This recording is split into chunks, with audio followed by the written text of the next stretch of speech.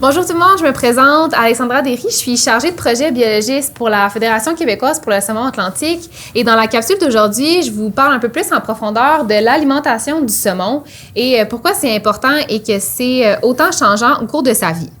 Donc, comme vous le savez sûrement, le saumon va vivre dans plusieurs environnements différents au cours de sa vie. Il va traverser plusieurs cycles de vie, donc c'est normal que son alimentation s'adapte en cours de route. Donc, la première étape de sa vie, quand il est dans l'œuf, évidemment, il n'y a pas besoin de s'alimenter. L'œuf lui fournit tout ce qu'il a de besoin. Et c'est également le cas pour le premier moment de sa vie, puisque quand il éclot, les petits alevins vont garder une vésicule en dessous de leur ventre. Donc, il va avoir une grosse poche qui est remplie de liquide qu'on appelle le vitellus. Et ça lui permet de s'alimenter pendant les premières semaines de sa vie et donc d'assurer une meilleure chance de survie puisqu'il n'y a pas tout de suite besoin d'aller dans la rivière pour aller chercher de la nourriture. Donc, ça lui permet de rester caché. Puis, puisqu'il n'y a pas de soins de la mère, ben ça l'assure que ce cycle de vie-là a des meilleures chances pour la suite. Quand il est rendu un petit peu plus vieux, ce qui correspond aussi à quelques semaines dans le programme Histoire de saumon, nous, on va commencer à faire l'alimentation avec une moulée qui reproduit exactement ce qu'il a besoin dans la nature. Donc, c'est des protéines, des minéraux, des fibres. Puis, on va donner là, tout le temps une petite pincée par jour. Mais dans la nature, évidemment, ils n'ont pas de moulée. Donc, il va aller dans la rivière. Puis, il va aller s'alimenter de micro-organismes, de petites particules qu'il va voir passer à côté de lui puis qu'il va aller chercher. Une fois qu'il devient un petit peu plus gros, là, quand il devient au stade de tacon, bien là, il va commencer à aller chercher des plus grosses proies. Il est rendu plus mobile, il est capable de se déplacer dans la rivière. Donc, il va se mettre un peu plus à chasser, puis il va s'alimenter de larves d'insectes, donc de petits insectes, de larves, de petites mouches qui sont à la surface. Puis c'est vraiment là qu'il va aller prendre les premières années de sa vie, puis atteindre jusqu'à à peu près 12-15 cm. Donc, cette alimentation-là dans la rivière va se produire pendant 2 ans, parfois 3, jusqu'à ce qu'il semble qu'il a acquis assez une bonne grosseur pour commencer à faire la dévalaison, donc à faire son premier grand voyage vers la mer. Et à cet âge-là, il est rendu ce qu'on appelle un saumono.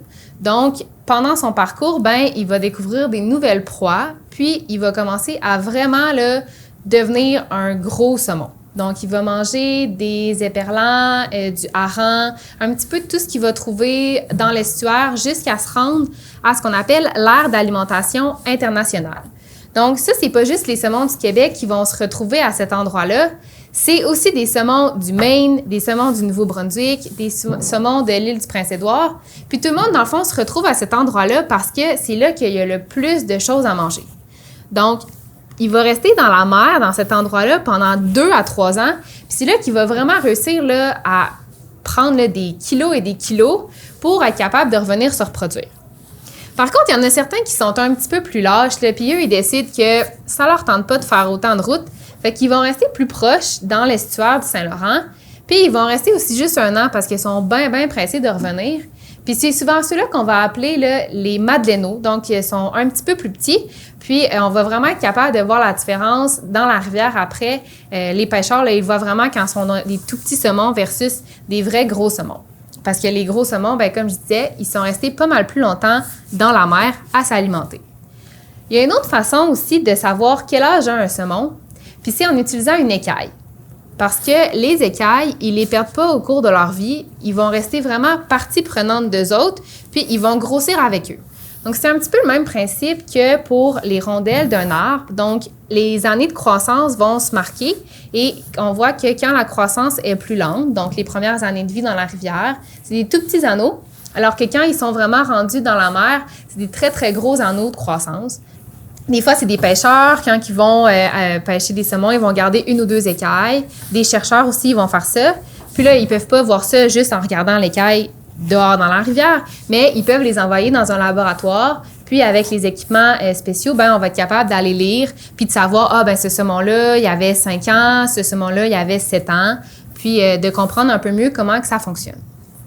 Donc, tout ça pour en revenir au fait que quand ils sont devenus assez gros, bien là, ils sentent un peu l'appel de la reproduction. Donc, ils vont commencer leur 2e grand voyage pour revenir jusqu'à leur rivière natale, où est-ce qu'ils étaient nés, dans le fond. Puis, souvent, ça va faire 5 ou 7 ans, ce moment-là de l'éclosion. Donc, ils sont capables de revenir jusqu'à leur rivière en se servant là, de leur odorat, des particules de la rivière. Et ce qui est particulier, c'est que pendant tout ce long voyage-là, ils ne vont pas du tout s'alimenter. Donc, les saumons reviennent en général dans leur rivière entre le mois de juin et le mois de septembre. Mais ils vont attendre encore après ça, en plus, jusqu'au mois de novembre pour la reproduction. Alors, c'est plusieurs mois complets pendant lesquels le saumon ne va pas du tout manger. D'où la grande question, pourquoi, quand on pêche, ils prennent notre mouche? Ça, c'est la question que tout le monde continue de se poser, puis qu'on n'a jamais réussi encore vraiment à avoir une réponse à 100%. Il y en a qui pensent que c'est parce qu'on les dérange, puis qu'à un moment donné, ils sont tannés, puis qu'ils décident qu'ils attrapent notre mouche. Puis il y en a d'autres qui pensent que c'est leur instinct à l'époque, quand ils étaient dans la rivière, comme je disais, quand ils étaient des tacons, puis qu'ils se sont vraiment mis à chasser, ben là, quand ils voient des mouches, ça les stimule, puis cet instinct-là ressort et ils attrapent la mouche. Mais en tout cas, tout ça pour dire que c'est au grand plaisir de tous les pêcheurs qui peuvent aller pratiquer ce beau sport-là, puis qui sont donc bien fiers quand ils ont réussi à combattre l'instinct et à avoir leur saumon. Donc, j'espère que ça vous a un petit peu éclairé sur toutes les particularités de l'alimentation du saumon et que vous avez eu beaucoup de plaisir aujourd'hui. Merci.